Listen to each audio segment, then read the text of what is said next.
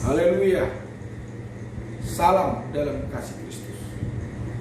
Saudara yang terkasih, kita mau merenungkan firman Tuhan dalam kitab Yeremia 17 ayat yang kelima dan yang ketujuh. Demikian firman Tuhan. Beginilah firman Tuhan.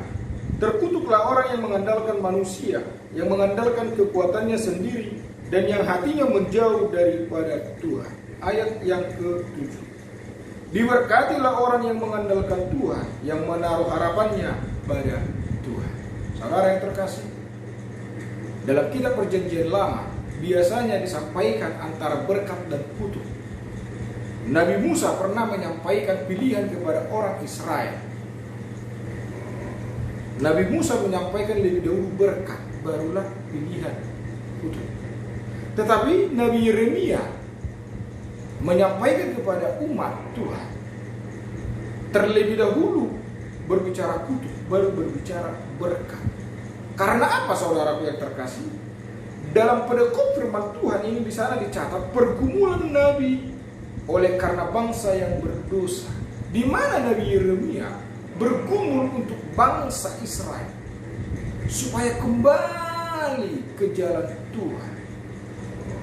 Di mana pergumulan Nabi Yeremia supaya jauh dari hukuman Tuhan. Ternyata hukuman ini tidak bisa dipungkiri lagi. Hukuman ini akan berlaku bagi umat Israel.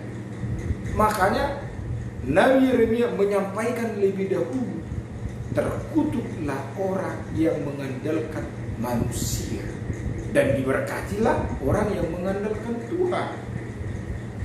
Ayat ini disampaikan oleh Nabi Yeremia kepada Israel menjadi satu peringatan kepada bangsa Israel, di mana bangsa Israel akan mengalami pembuangan nanti ke suatu negeri yang mereka tidak kenal. Dalam ayat sebelumnya di sana disampaikan bahwa orang Israel akan kehilangan milik pusakanya, bahwa orang Israel akan dibuang ke negeri yang mereka tidak kenal.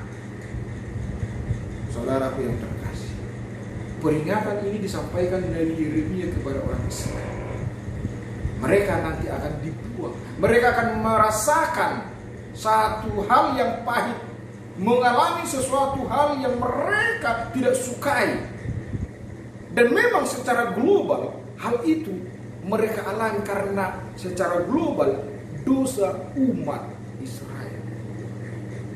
Tetapi Tuhan buat jalan keluar, solusi bagi orang-orang yang mau mengandalkan Tuhan. Sekalipun nanti orang Israel ada dalam masa pembuangan, kalau mereka mengandalkan Tuhan, mereka akan diberkati. Tetapi kalau mengandalkan manusia, mereka akan terkutuk. Begitu juga kita di zaman sekarang ini.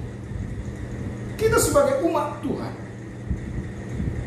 bukan hanya lagi diperingati memasuki masa-masa yang sukar.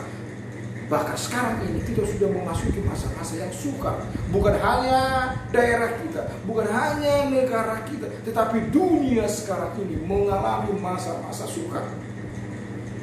Bukan hanya peringatan lagi yang seperti yang disampaikan Nabi Yeremia kepada orang Israel, tetapi sekarang ini kita sudah mengalami masa-masa sukar. Tetapi ayat ini mengingatkan kita sebagai umat Tuhan, sebagai yang percaya kepada Tuhan, mengingatkan kita kalau kita mengandalkan manusia, ayat ini berkata terkutuk.